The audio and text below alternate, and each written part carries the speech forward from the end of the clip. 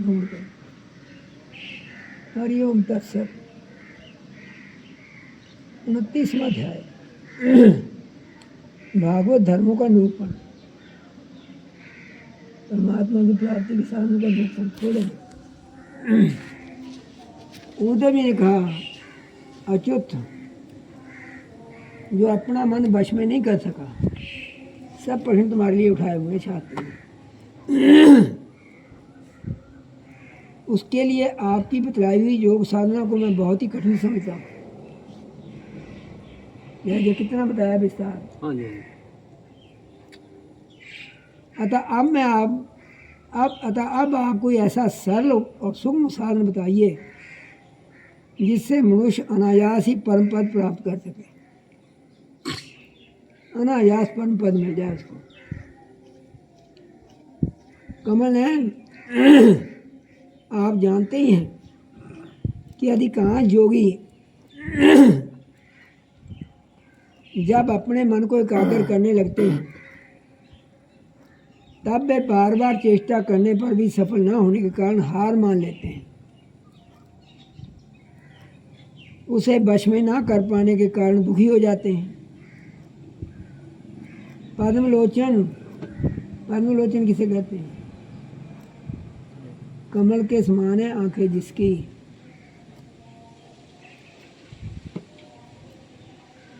पद्मलोचन आप विश्वेश्वर हैं। आपके ही द्वारा सारे संसार का नियमन होता है। इसी से सारा सार विचार में चतुर मनुष्य आपके नंदवर्षी चरण कमलों की शरण लेते हैं और अनायास ही सिद्धि प्राप्त कर लेते हैं। आपकी माया उनका कुछ नहीं बिगाड़ सकती, क्योंकि उन्हें योग साधन और कर्मानुष्ठान का अभिमान नहीं होता। परंतु जो आपके चरणों का आश्रय नहीं लेते वे योगी और कर्मी अपने साधन के घमंड से फूल जाते हैं। अवश्य आपकी माया ने उनकी मति हर ली है। प्रभु, आप सबके हितैषी और सुहृद हैं। आप अपने अन्य शरणागत बलि आदि सेवकों के अधीन हो जाएं। यह आपके लिए कोई आश्चर्य की बात नहीं है, क्योंकि आपने रामावतार ग्रहण करके प्रेमवश बांदरों से मित्रता का निर्वाह किया। यद्यपि ब्रह्मा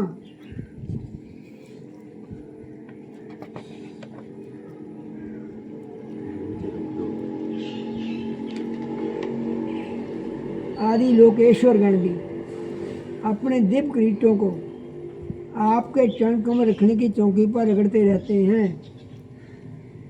प्रभु, आप सबके प्रियतम स्वामी और आत्मा हैं। आप अपने अन्य शरणागतों को सब कुछ दे देते हैं। आपने बलि, प्रहलाद आदि अपने भक्तों को जो कुछ दिया है उसे जानकर ऐसा कौन पुरुष होगा जो आपको छोड़ देगा? यह बात किसी प्रकार बुद्धि में ही नहीं आती कि भला कोई विचारवान विस्मृति के गर्त में डालने वाले, तुच्छ विषयों में फंसा रखने वाले भोगों को क्यों चाहेगा? हम लोग आपके चरण कमलों की रज के उपासक हैं। हमारे लिए दुर्लभ ही क्या है? भगवान, आप समस्त प्राणियों के अंतःकरण में अंतर्यामी रूप से बाहर गुरु रूप से स्थित होकर उनके सारे पाप ताप मिटा देते हैं और अपने वास्तविक स्वरूप को उनके प्रति प्रकट कर देते हैं।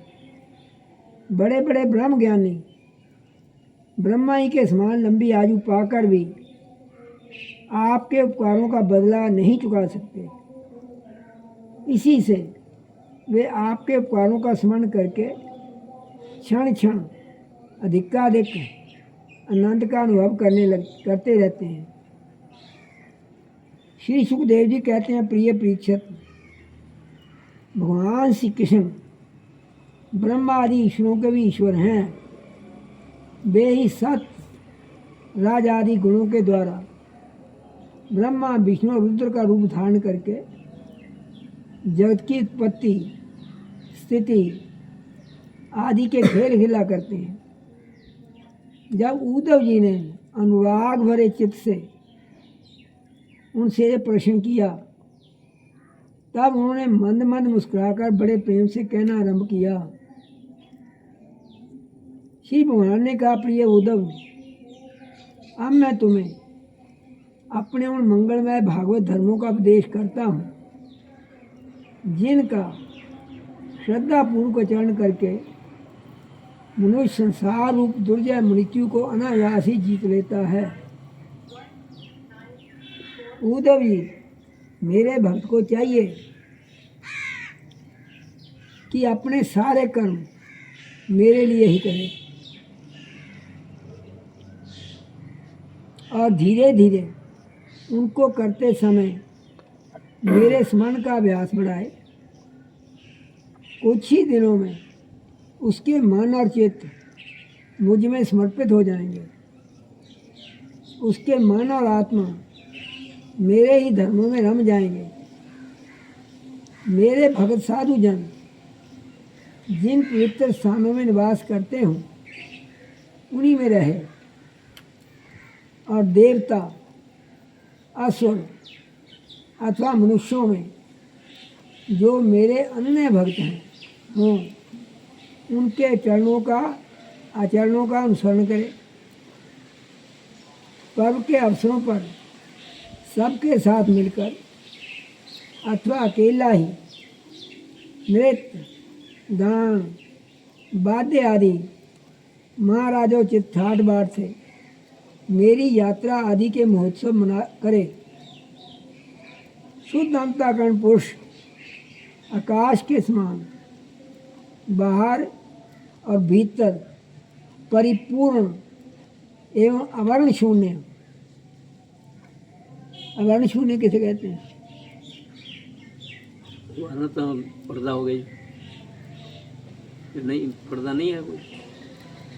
मैंने पूछ रहा,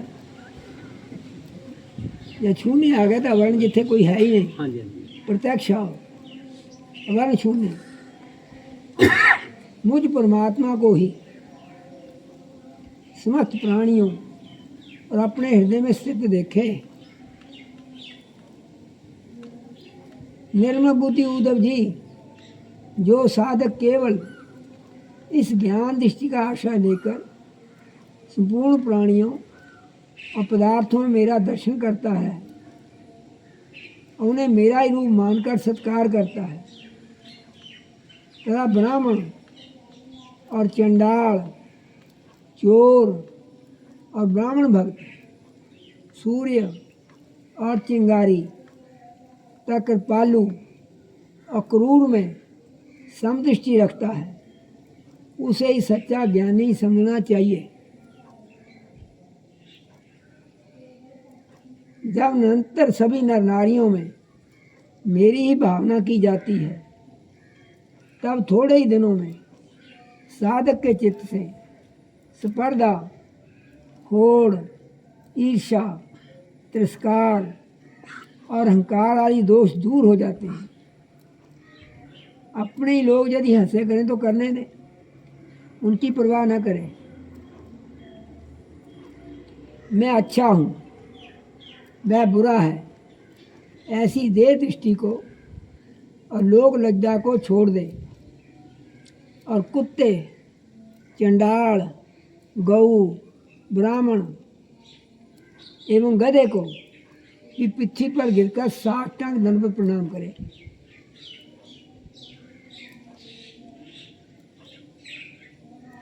जब तक समस्त प्राणियों में मेरी भावना, भगवत भावना ना होने लगे, तब तक इस प्रकार से मन, वाणी और शरीर के सभी संकल्पों और कर्मों द्वारा मेरी उपासना करता रहे।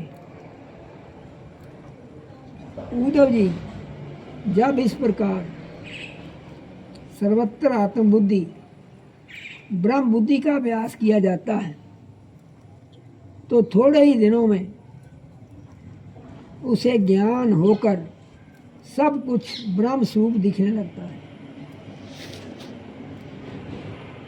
ऐसी दृष्टि हो जाने पर सारे संशय संदेह अपने आप निवृत्त हो जाते हैं और ये सब कहीं और वह सब कहीं मेरा साक्षात्कार करके संसार दृष्टि से उपराम हो जाता है।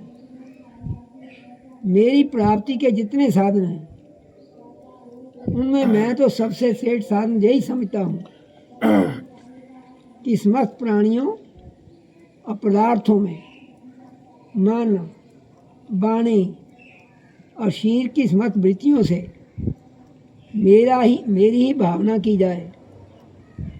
उद्धव जी, यही मेरा अपना भागवत धर्म है।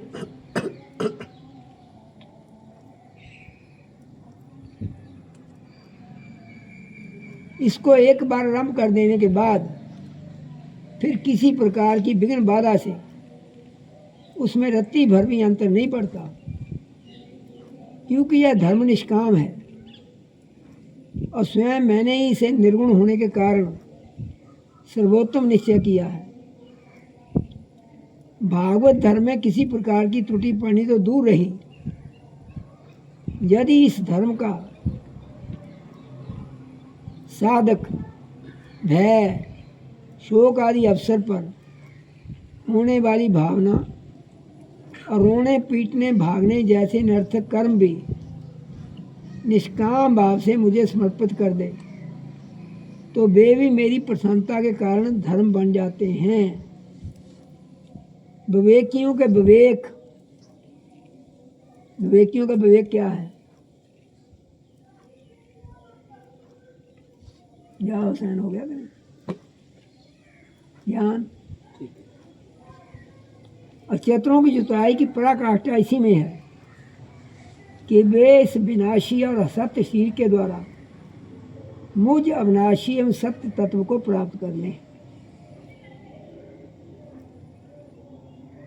उद्धव जी, जय संपूर्ण ब्रह्म विद्या का रहस्य मैंने संक्षेप से और विस्तार से सुना दिया है। इस रहस्य को समझना मनुष्यों की तो कौन कहे, देवताओं के लिए भी दुर्लभ है, अत्यंत कठिन है।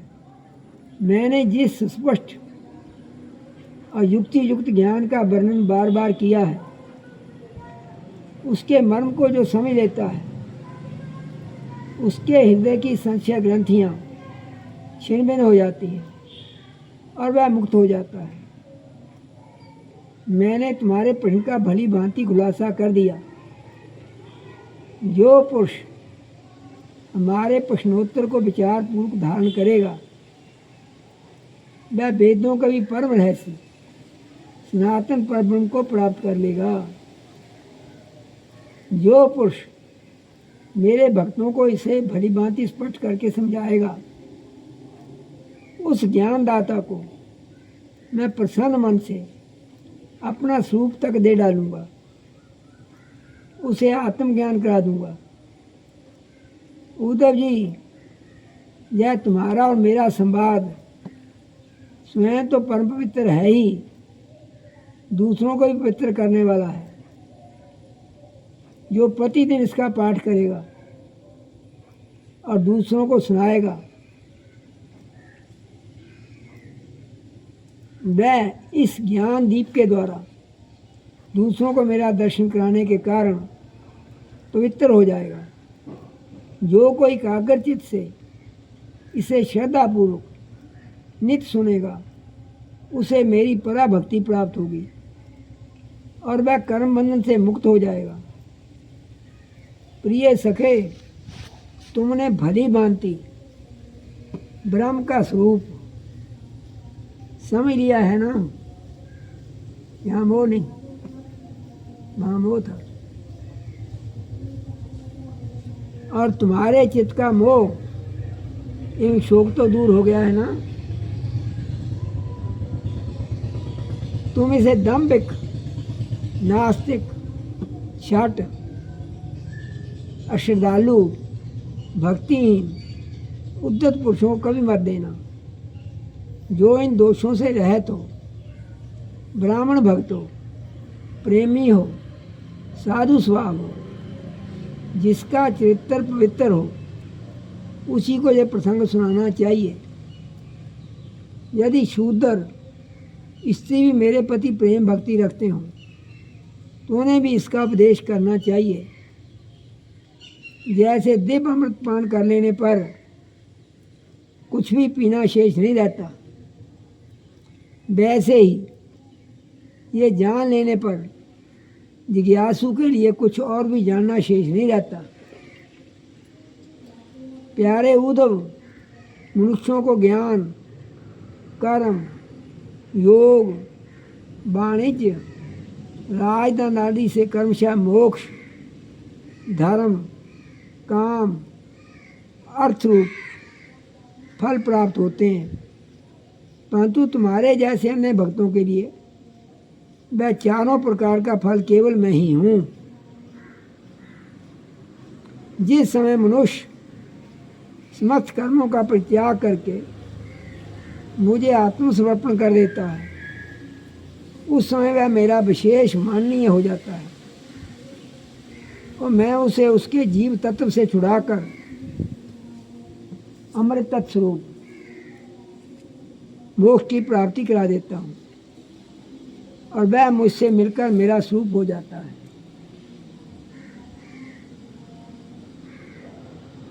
श्री सुखदेव जी कहते हैं, प्रिय परीक्षित, अब उद्धव जी योग मार्ग का पूरा उपदेश प्राप्त कर चुके थे।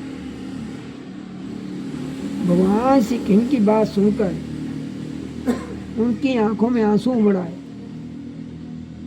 वे प्रेम की बाढ़ से गला रुंध गया, चुपचाप हाथ जोड़े रह गए, वाणी से कुछ बोला न गया। उनका चित्त प्रेमावेश से विवल हो रहा था।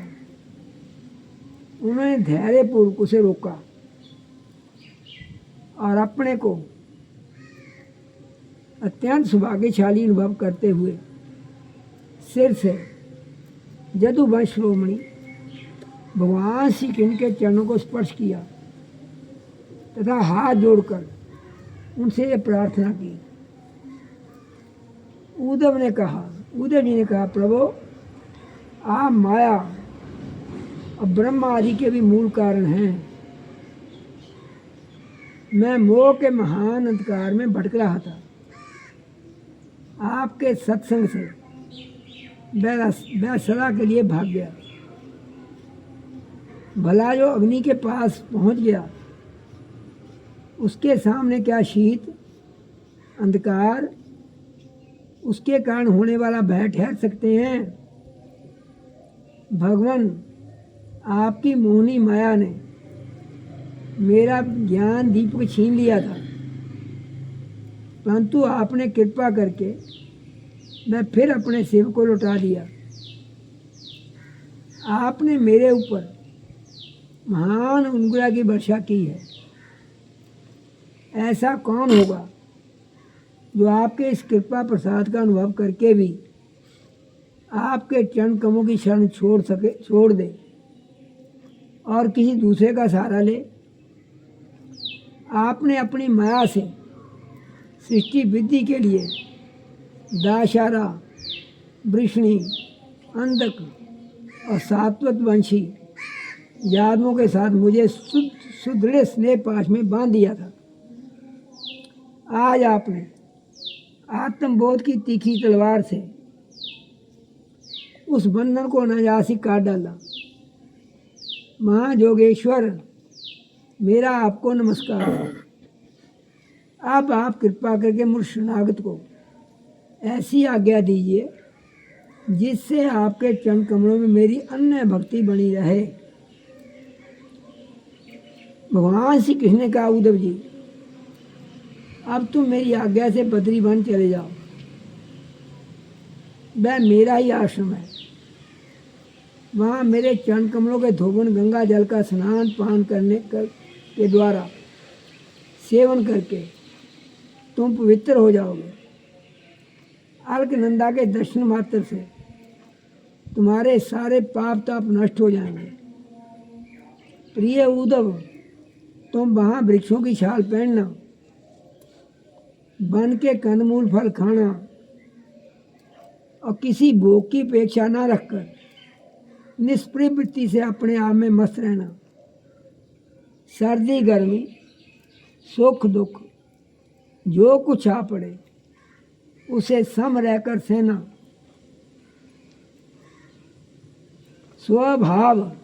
स्वभाव सौम्य रखना, इंद्रियों को वश में रखना, चित्त शांत रहे, बुद्धि समाहित रहे और तुम स्वयं मेरे स्वरूप का ज्ञान और अनुभव में डूबे रहना। मैंने तुम्हें जो शिक्षा दी है इसका एकांत में विचार पूर्वक अनुभव करते रहना। अपनी वाणी और चित्त मुझ में ही लगाए रखना और मेरे बतलाए हुए भागवत धर्म में प्रेम से रम जाना। अंत में तुम त्रिगुण और उनसे संबंध रखने वाली गतियों को पार करके उनसे परे मेरे परमार्थ स्वरूप में मिल जाओगे। श्री सुखदेव जी कहते हैं, प्रिय परीक्षित, भगवान श्री कृष्ण का स्वरूप, इनके स्वरूप का ज्ञान संसार के भेद भ्रम को छिन्न भिन्न कर देता है। जब उन्हें स्वयं उद्धव जी को ऐसा उपदेश किया तो उन्होंने उनकी परिक्रमा की, उनके चरणों में सिर रख दिया। इसमें संदेह नहीं कि उद्धव जी संयोग वियोग, संयोग किसे कहते हैं? संयोग मिलनी, एक आपसी मिलना। की भाषा बोलना तुम? संयोग किसे कहते हैं?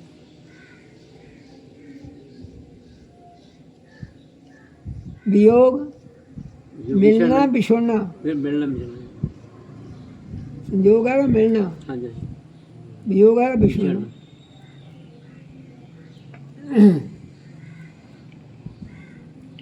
संयोग वियोग से होने वाले सुख दुख के जोड़ों से परे थे, क्योंकि वे भगवान के निर्द्वंद चरणों की शरण ले चुके थे। फिर भी वहाँ से चलते समय उनका चित्त प्रेमा बेच से भर गया। उन्होंने अपने नेत्रों की झरती हुई अश्रु धारा से भगवान के चरण कमलों को भिगो दिया। प्रिय परीक्षित, भगवान के प्रति प्रेम करके उसका त्याग करना संभव नहीं है। उन्हीं के वियोग की कल्पना से उद्धव जी कातर हो गए, उनका त्याग करने में समर्थ न हुए, बार बार विवल होकर मूर्छित होने लगे। कुछ समय के बाद उन्हें भगवान श्री कृष्ण के चरणों की पादुकाएं अपने सिर पर रख ली और बार बार भगवान के चरणों में प्रणाम करके वहाँ से प्रस्थान किया। भगवान के परम प्रेमी भक्त उद्धव जी हृदय में उनकी दिव्य छवि धारण किए भद्र का आश्रम पहुँचे। वहाँ उन्होंने तपों में जीवन व्यतीत करके जगत के एकमात्र हितैषी भगवान श्री कृष्ण के उपदेशानुसार उनकी स्वरूपभूत परम गति प्राप्त की। भगवान शंकर आदि योगेश्वर भी सत्यानंद स्वरूप भगवान श्री कृष्ण के चरणों की सेवा किया करते हैं। उन्होंने स्वयं श्री मुख से अपने परम प्रेमी भक्त उद्धव के लिए इस ज्ञानामृत का वितरण किया। यह ज्ञानामृत आनंद महासागर का सार है। जो श्रद्धा के साथ इसका सेवन करता है वह तो मुक्त हो ही जाता है, उसके संग से सारा जगत मुक्त हो जाता है। प्रिय परीक्षित, जैसे भौरा विभिन्न पुष्पों से उनका सार सार मधु संग्रह कर लेता है, वैसे ही स्वयं वेदों के प्रकाशित करने वाले भगवान श्री कृष्ण ने भक्तों को संसार से मुक्त करने के लिए ये ज्ञान और विज्ञान का सार निकाला है। उन्होंने जरा रोग आदि भय की निवृत्ति के लिए क्षीर समुद्र से अमृत भी निकाला था तथा उन्हें कर्मशः अपने निवृत्ति मार्गी अपवृत्ति मार्गी भक्तों को पिलाया। वे ही पुरुषोत्तम भगवान श्री कृष्ण सारे जगत के मूल कारण हैं। मैं उनके चरणों में नमस्कार करता हूँ। हरि ओम तत्सत। ठीक 6 बज गए हैं।